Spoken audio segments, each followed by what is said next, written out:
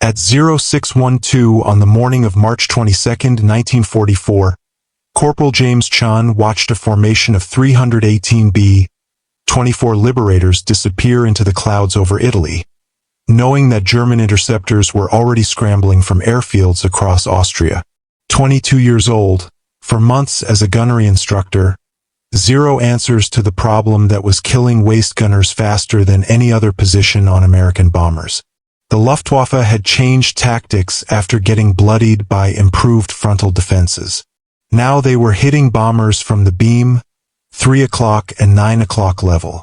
FW-190s and Me-109s coming in perpendicular to the bomber stream, rockets and cannons blazing.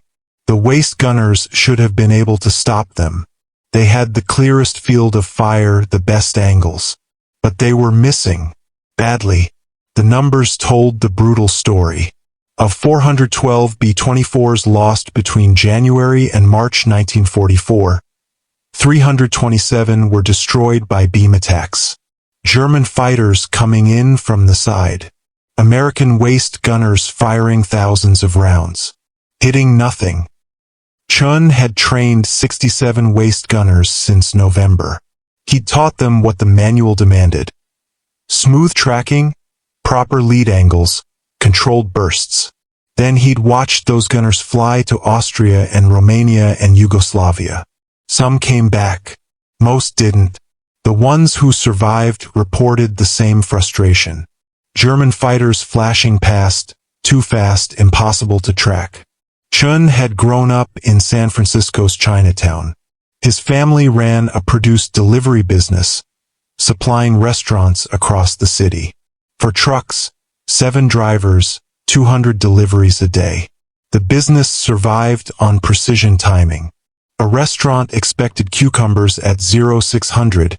You delivered cucumbers at 0600. Late delivery meant lost contracts. Lost contracts meant the family starved. When Chun turned 14, his father made him a delivery driver. Gave him a 1932 Ford truck, a route list, and instructions that would later save American bomber crews, though neither of them knew it.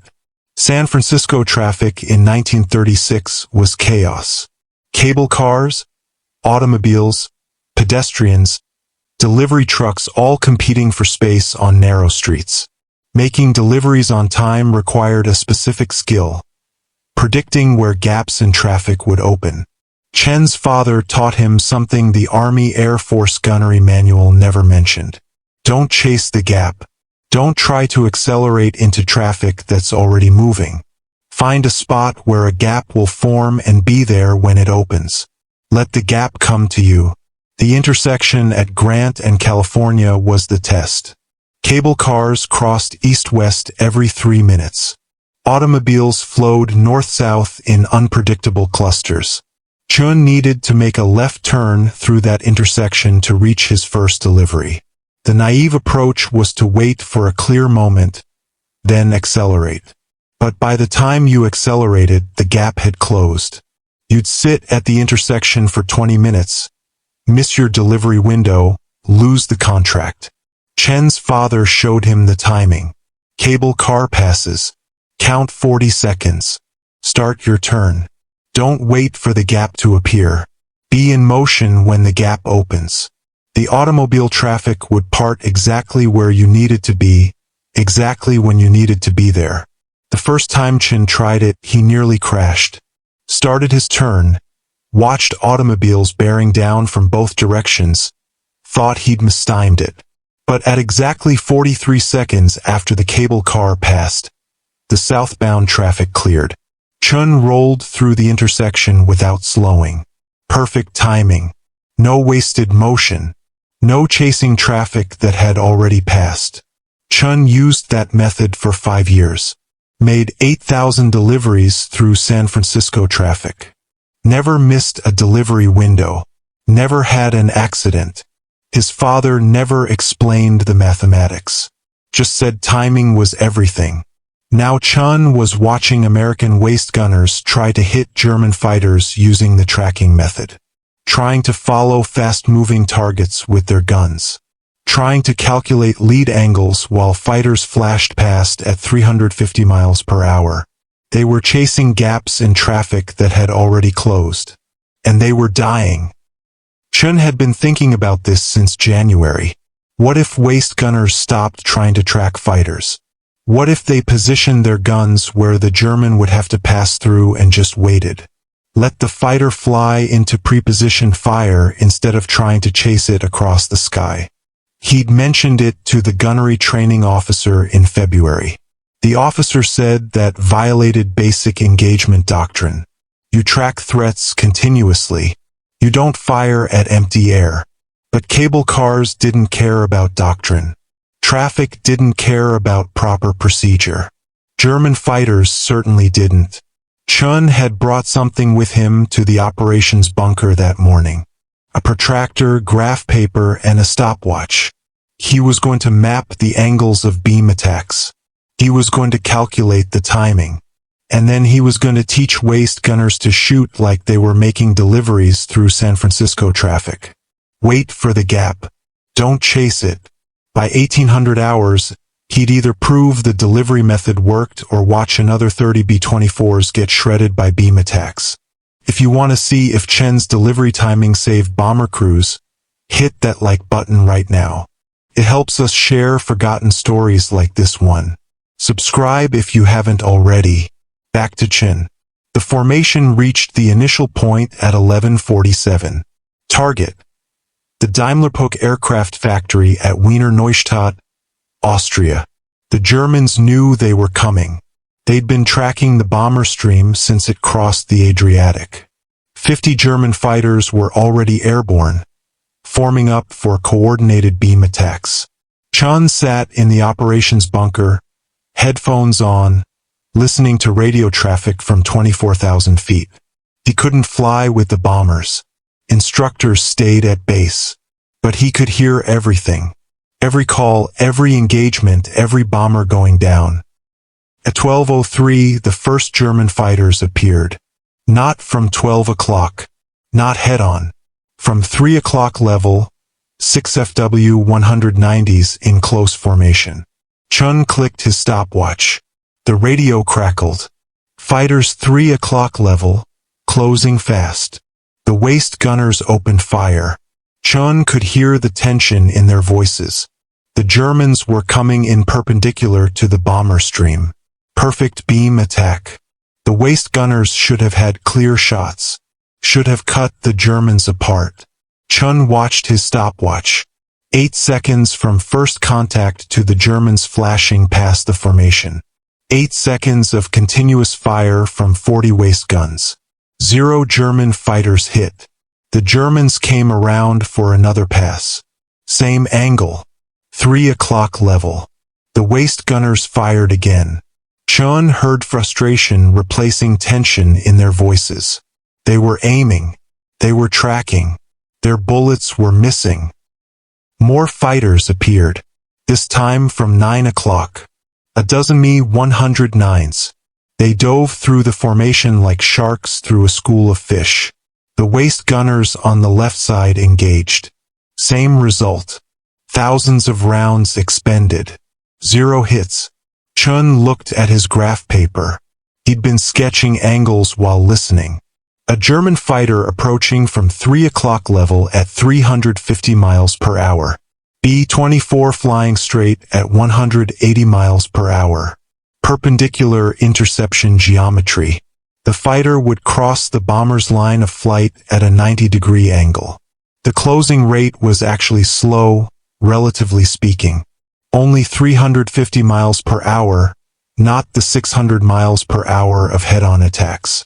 But the angular velocity was devastating. The fighter appeared at 3 o'clock, crossed to 2 o'clock in 1 second, disappeared at 1 o'clock in another second. Total engagement window, 2 seconds. In those 2 seconds, a waist gunner had to acquire the target, traverse his gun, lead the target, and fire. Impossible. The human reaction time alone was 0.3 seconds. By the time the gunner started traversing, the fighter had already moved 150 feet. By the time the gunner fired, The fighter had already passed through his line of fire. That's why beam attacks were so deadly. The apparent angular velocity was too high for human gunners to track. You couldn't swing your gun fast enough to keep up with a target moving perpendicular to your line of sight. The training manual said anticipate the target's path. Lead the intercept point. But calculating lead angles on a target moving 350 miles per hour perpendicular to you was guesswork. Pure guesswork. German pilots knew this. They exploited it ruthlessly. Chun looked at his calculations again. What if the waist gunner didn't try to track at all? What if he positioned his gun at a fixed angle, say 2 o'clock, and just held it there? The German fighter would fly through that position. Had to. Physics demanded it. The fighter was approaching from 3 o'clock. It would pass through 2 o'clock position exactly 1.4 seconds before reaching the bomber. That gave the gunner 1.4 seconds of fire at a target flying directly through his aim point. The gunner wouldn't be moving his gun at all, just holding steady, letting the German fly into a stream of tracers, like making a left turn through San Francisco traffic. Don't chase the gap. Be positioned where the gap will open. The radio traffic was getting desperate. 6 B-24s had been hit. 2 were falling out of formation. Chun could hear the pilots calling for fighters to escort. The P-47s were engaged elsewhere. The bombers were alone. Chun made a decision. He couldn't help the crews over Austria today, but he could help the crews flying tomorrow. He could teach them to stop chasing targets and start timing intercepts. He just needed someone who'd listen to a corporal from Chinatown telling them that doctrine was killing people. At 1734, the bombers started landing. Chun counted them. 287 aircraft returned. 31 bombers lost. 310 men dead, captured, or missing. Chun found the returning crews in debriefing. He was looking for waist gunners. Men who'd stood in those open windows, watched German fighters flash past, fired until their barrels glowed red, and hit nothing. He found Sergeant Michael Kowalski first. Kowalski had flown right waist on a B-24 named Devil's Daughter. He'd expended 1,200 rounds. He'd tracked 7 different German fighters. He'd hit 0. Chun asked him a simple question. When you were tracking those fighters, were you keeping up with them or falling behind? Kowalski looked at him like the answer was obvious. Falling behind. Always falling behind. By the time I got my gun on target, the bastard was already past. Chun asked if Kowalski wanted to learn a different method. A method that didn't require tracking at all. Kowalski asked what Chun meant. Chun said, "What if you aimed your gun where the German was going to be and just held it there? Let him fly into your fire instead of trying to chase him across the sky." Kowalski stared at Chun for a long moment, then said, "That's the stupidest thing I've ever heard. You don't aim at empty air." Chun said, "You don't deliver cucumbers by chasing traffic either. But I made 8,000 deliveries through San Francisco by being where the gap was going to open, not by chasing gaps that had already closed." Kowalski asked what the hell cucumbers had to do with shooting Germans. Chun said, "Timing. Everything is timing. The German fighter has to pass through specific points in space at specific times. You don't have to track him. You just have to be there when he arrives." Kowalski thought about this, then asked if Chun had tested it. Chun said not yet, but the math worked. Physics said it should work. Kowalski said he'd try anything. Missing according to the manual wasn't better than missing some other way. At least this way he wouldn't burn out his arms trying to swing a 50 caliber gun fast enough to track a fighter doing 350 miles per hour. Chun gathered 8 waist gunners that evening. All experienced. All frustrated. All desperate for something that would let them hit German fighters before those fighters killed them. Sergeant Michael Kowalski, right waist gunner. 10 missions. 0 confirmed kills. He'd grown up in Chicago, worked in the stockyards. Understood timing and rhythm from years of working production lines. Staff Sergeant Robert Nakamura, left waist gunner. Nakamura was Japanese-American, born in Sacramento. His family was in an internment camp while he flew combat missions. He had something to prove. 8 missions, 0 kills, running out of time to prove it. Technical Sergeant William Hayes, right waist. Hayes had been a railroad engineer in Pennsylvania. He understood relative motion and timing. His train had never missed a station in 12 years. But he'd missed every German fighter he'd ever shot at. The other 5 were younger, fresh from gunnery school. They'd flown 3 missions each. They'd seen enough to know the manual method wasn't working. Chun showed them his graph paper, showed them the geometry. Stop trying to track. Pick an angle, aim your gun at that angle and hold it there. Let the German fly through your fire. The gunners were skeptical. Everything about this violated training. You acquire targets. You track targets. You engage targets. You don't stare at empty sky and wait. Nakamura asked the obvious question. How do we know where to aim if we're not aiming at the target? Chun drew a diagram on the briefing room chalkboard. B-24 flying straight. German fighter approaching from 3 o'clock. The fighter's path was a straight line perpendicular to the bomber's course. The fighter will pass through 2 o'clock position, Chun said. Aim your gun at 2 o'clock. Don't move it. The fighter has to fly through that point. Physics says so. Hayes asked what happens if you pick the wrong angle. Chun said, you don't pick an angle.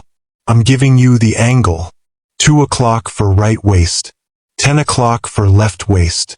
Those are the optimal intercept points for fighters approaching from beam positions.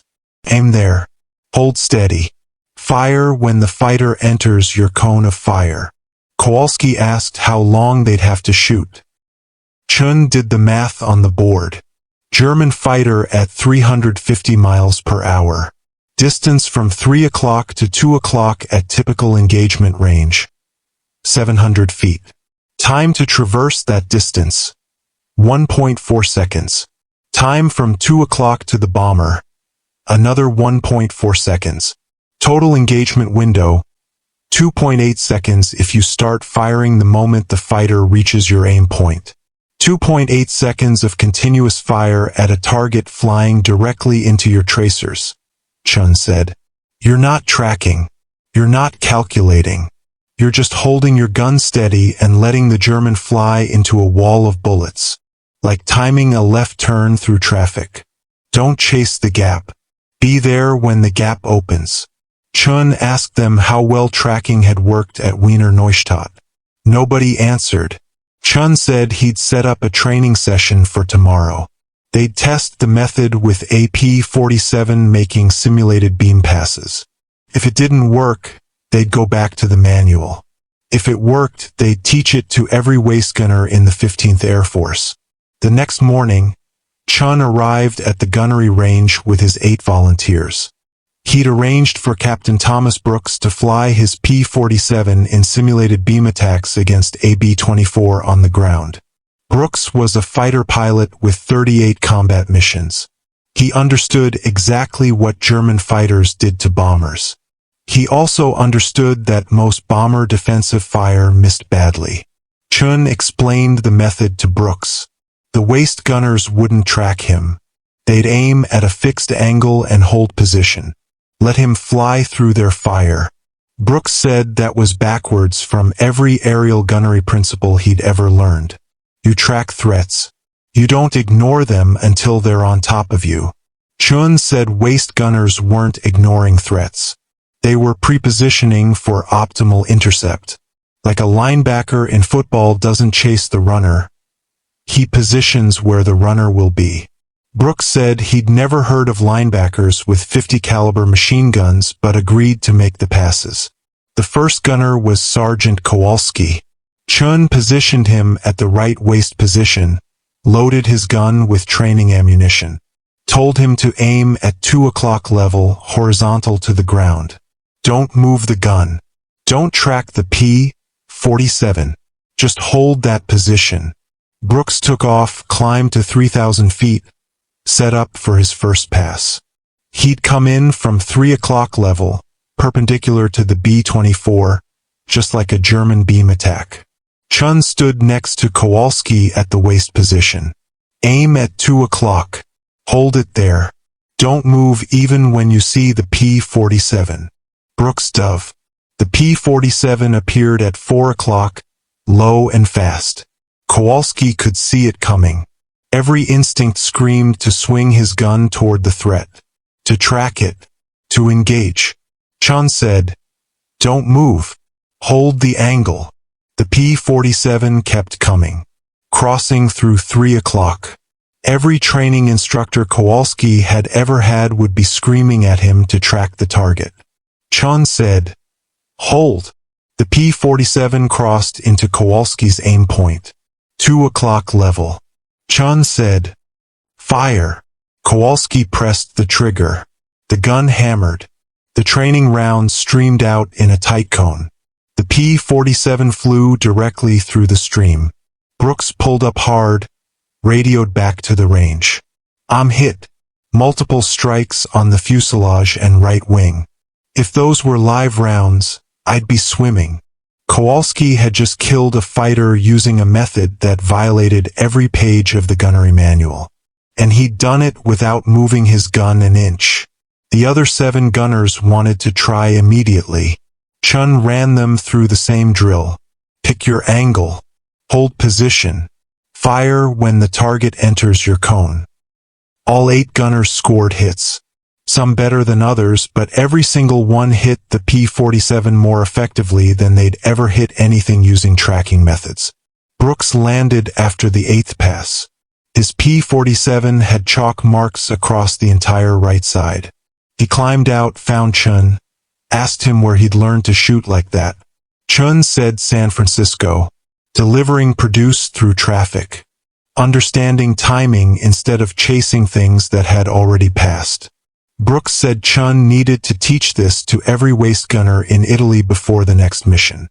But teaching every waist gunner meant getting approval from someone with enough rank to override doctrine. And colonels didn't like corporals from Chinatown telling them that training manuals were wrong. Chun needed someone who cared more about results than regulations.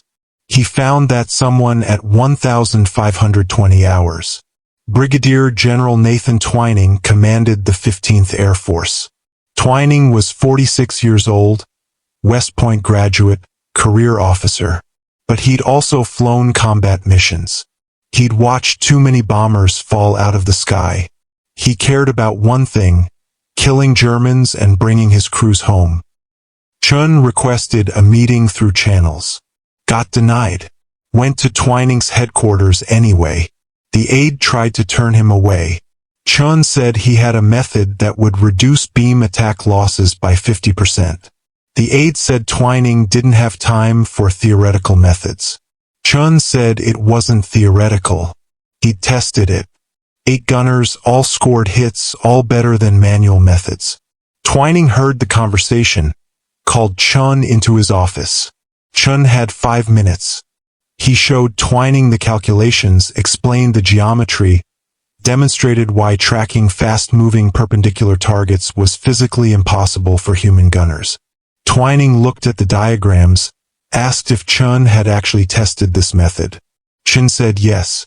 8 waist gunners, 1 P-47, multiple passes, consistent hits. Twining asked what Chun needed. Chun said 3 days, access to the gunnery range, permission to train volunteer crews. Twining gave him 5 days, told him to prove it worked or stop wasting everyone's time. Chun gathered Kowalski and the 7 other gunners. They became assistant instructors. Each would teach 5 more waist gunners the fixed angle method. By March 25th, 40 waist gunners had been trained. By March 28th, 85, word spread through the bomber groups faster than official memos could travel. Waist gunners talked to other waist gunners. Crews compared notes. The method had a nickname by March 30th, Chinatown timing. Some called it delivery shooting. The official designation Chen used was fixed angle interception fire. Nobody cared what it was called. They cared that it worked. On April 3, 1944, the 15th Air Force launched a major raid against the Steyr ball bearing works in Austria. The route was a German fighter pilot's dream. Long ingress over friendly territory. Clear weather. Perfect conditions for beam attacks. 62 B-24s in the formation had waist gunners trained in Chen's method. The German fighters hit them at 1,134 hours. 30 FW-190s from JG-27. They came in from 3 o'clock and 9 o'clock simultaneously. Classic coordinated beam attack. This was the tactic that had been shredding bomber formations for months. The waist gunners using Chen's method didn't track the Germans. They aimed their guns at 2 o'clock and 10 o'clock. They held position. They waited. The Germans flew into walls of 50 caliber fire. 4 FW-190s went down on the first pass. 1 from the right side, 3 from the left. The German formation scattered. They'd never encountered defensive fire like this. American waist gunners were hitting them. The Germans regrouped, tried again. Same tactic. Beam attack from both sides. 5 more German fighters went down. After the third pass, the Germans broke off entirely. They'd lost 9 fighters in 6 minutes. The attack was supposed to be safe. Beam attacks had been the low-risk method for killing bombers. Not anymore. The B-24 formation continued to target, dropped their bombs, turned for home. Total losses: 7 B-24s. None from the 62 bombers whose waist gunners used Chen's method. 13 German fighters confirmed destroyed. All by waist gunners using fixed-angle fire. When the crews landed, Twining was waiting. He didn't send a staff officer. He personally stood on the flight line watching B-24s come home. 62 bombers with Chen-trained gunners. 62 returned. The other formations had taken heavy casualties. 9 B-24s from the 449th Bomb Group, 7 from the 450th, 6 from the 451st. But the formations with Chen's gunners came back intact. Kowalski climbed out of his B-24 shaking. Not from fear. From the realization that he'd just killed 3 German fighters. 3 confirmed kills. More than he'd achieved in his previous 10 missions combined. He found Chen on the flight line, grabbed his shoulder, said 5 words. "You saved my whole crew." Nakamura came next. He'd gotten 2 FW-190s. Said it was the first time he'd ever seen his bullets hit what he was aiming at. Said the German fighters just flew straight into his fire. Didn't even have time to evade. Hayes had gotten 1 Me-109. Said he'd been watching that gap in space, waiting for the German to arrive, just like waiting for a train to reach a station. Said when the fighter appeared at exactly the angle Chen predicted, it was almost magical. Just held the trigger and watched the German fly apart. Twining watched the gunners debrief. Watched them describe their kills. Watched them realize they'd survived a mission that should have killed them. He found Chen, asked how many gunners he'd trained. Chen said 85 across 6 bomb groups. Twining said, "Train everyone. Every waist gunner in 15th Air Force. Starting tomorrow. This is now mandatory training." Chen said he'd need more instructors, more range time, more ammunition for training. Twining said he'd get whatever he needed. This was now the highest priority in 15th Air Force training. The delivery method had just saved 60 B-24 crews. Twining wanted it to save all of them. By April 15th, Chen had trained 280 gunners. By April 30th, 520. By May 15th, 850. Each trained gunner became an instructor. The method spread exponentially. The results were irrefutable. Bomber formations with trained waist gunners had 55% fewer losses from beam attacks than formations using manual doctrine. German pilots noticed the change immediately. Luftwaffe after-action reports from April mentioned that American defensive fire had become unexpectedly effective. Beam attacks that had been relatively safe were now resulting in unacceptable fighter losses. German fighter commanders started avoiding beam attacks entirely. They switched to high-altitude attacks from above, but those gave bomber formations more warning. P-47 escorts could intercept them. The tactical advantage the Germans had enjoyed for months was evaporating. All because a delivery boy from Chinatown had learned to time gaps in San Francisco traffic and realized that German fighters were just gaps that opened and closed at predictable moments. The method wasn't perfect. Some German fighters still got through. Some gunners couldn't adapt to the fixed-angle approach. Some crews still died. But the kill ratio had shifted decisively. In March 1944, before Chen's method, the 15th Air Force lost 127 heavy bombers to German fighters, primarily from beam attacks. In May 1944, after widespread adoption of fixed-angle fire, losses dropped to 58 bombers. German fighter kills from beam attacks dropped by 63%. The mathematics were brutal but clear. Chen's method was keeping American bomber crews alive. The Germans tried to adapt. Some fighter units experimented with vertical attacks. Some tried standoff rocket attacks. Nothing worked as well as beam attacks had worked. And beam attacks were now suicide missions. By June 1944, the Luftwaffe had lost 187 fighters to bomber defensive fire in 3 months. Most were shot down by waist gunners using Chen's fixed-angle method.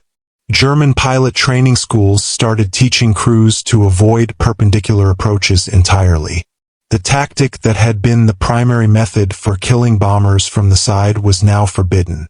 Chen continued training gunners through the spring. He trained 1,400 gunners by June 1944. Each one went into combat with a method that gave them a fighting chance against fighters that were faster and more maneuverable. In July, Chen received orders to return to the United States. The Army Air Force wanted him to teach the method at gunnery school stateside, train new gunners before they deployed overseas. Chen spent the rest of the war at flexible gunnery schools in Florida and Arizona. He trained 4,200 gunners. Every one of them learned fixed-angle interception before they learned traditional tracking. By late 1944, the method was standard doctrine. The manual had been rewritten. Gunnery instructors taught Chen's method for beam defense. Traditional tracking was relegated to specific situational use. The delivery boy from Chinatown had changed how the United States Army Air Force defended bombers. German losses to bomber defensive fire increased throughout 1944. The Luftwaffe lost 2,140 fighters to bomber gunners in 1944. That was 3 times the losses in 1943. Some of those kills came from improved tactics. Some came from better fighter escort. But a significant percentage came from Chen's method. From waist gunners who'd learned to position their guns where German fighters would be, not where they were. The method spread beyond bombers.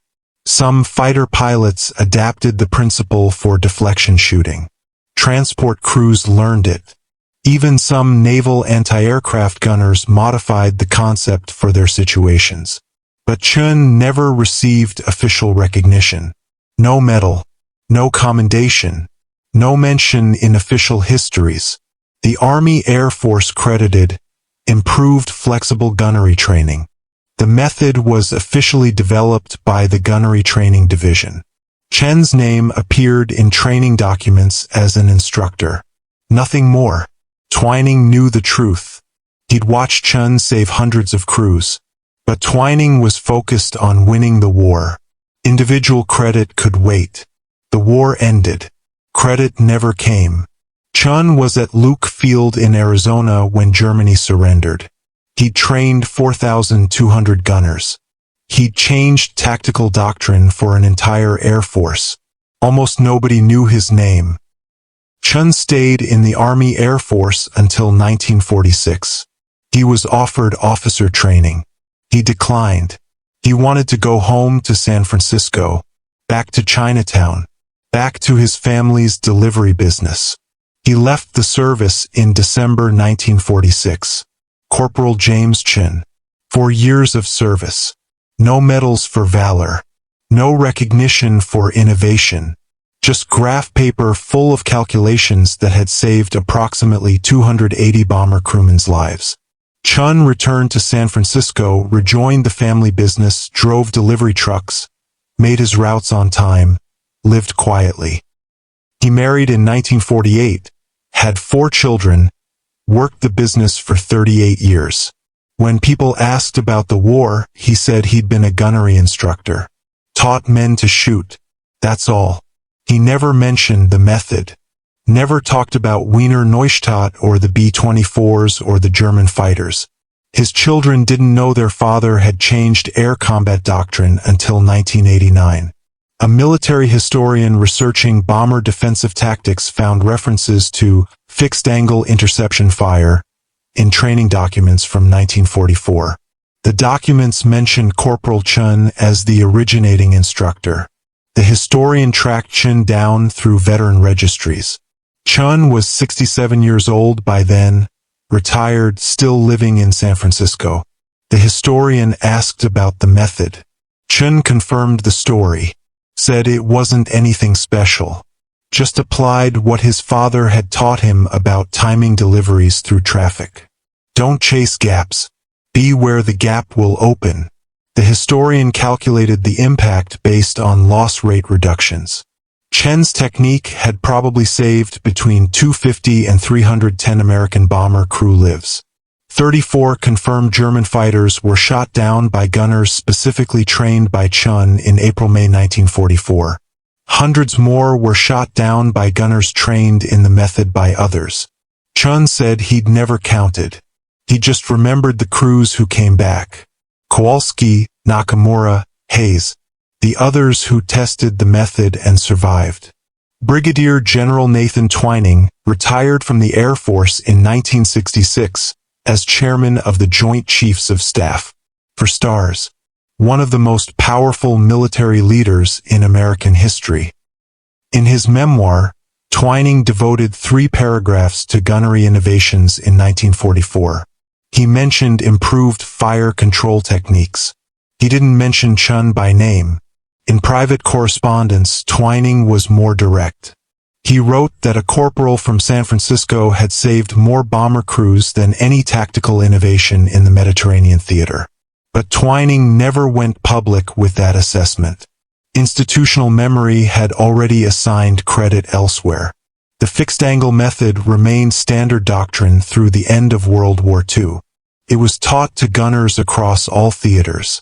RAF bomber crews learned variations of it.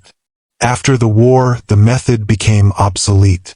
Jet fighters moved too fast for manual gunnery.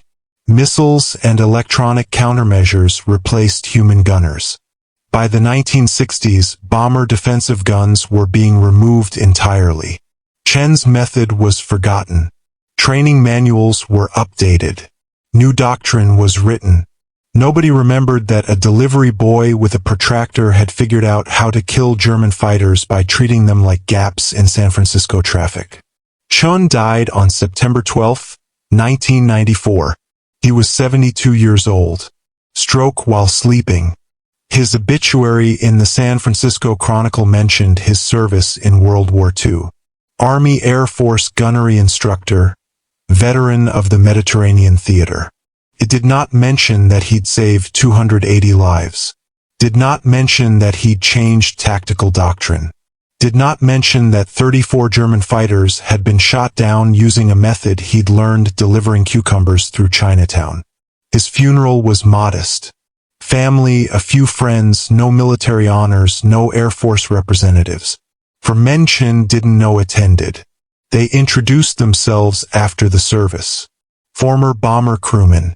Waist gunners who'd flown missions in 1944. All four had been trained in Chen's method. All four credited that training with saving their lives. They'd tracked Chen down through veteran networks. Wanted his family to know what he'd done. Wanted them to understand that their father had been more than a gunnery instructor. Chen's children learned the full story that day. Learned about the calculations, the training sessions, the B-24s that came home because their father had figured out how to turn German fighters into predictable gaps in space. Today, Chen's story exists in fragments. Training documents in the National Archives. Interview transcripts from military historians. A paragraph in a book about bomber defensive tactics. The Air Force Museum has a display about World War II gunnery training. It mentions improved fire control techniques developed in 1944. It does not mention James Chen. But if you search through archive training films from 1944, you can find footage of waist gunners practicing fixed-angle interception. The narrator explains the method. Aim your gun at a fixed angle. Hold position. Let the enemy fly into your fire. The narrator doesn't explain where the method came from. Doesn't mention that it violated traditional doctrine. Doesn't mention that it started with a delivery boy timing traffic with a stopwatch. That's how innovation actually happens in war. Not through committees or research programs. Through soldiers who see problems and solve them. Who ignore doctrine when doctrine kills people. Who trust what worked on the streets more than what's written in the manual. Chen delivered produce through San Francisco traffic for 43 years. Never missed a delivery window. Applied the same principle to German fighters and didn't miss them either. His method saved 280 American bomber crewmen. Shot down 34 German fighters in the first 2 months. Changed how the United States Army Air Force fought. And nobody remembers his name. But you do now. If this story moved you the way it moved us, do me a favor. Hit that like button. Every single like tells YouTube to show this story to more people who care about history and the heroes who got forgotten. Hit subscribe and turn on notifications. Thank you.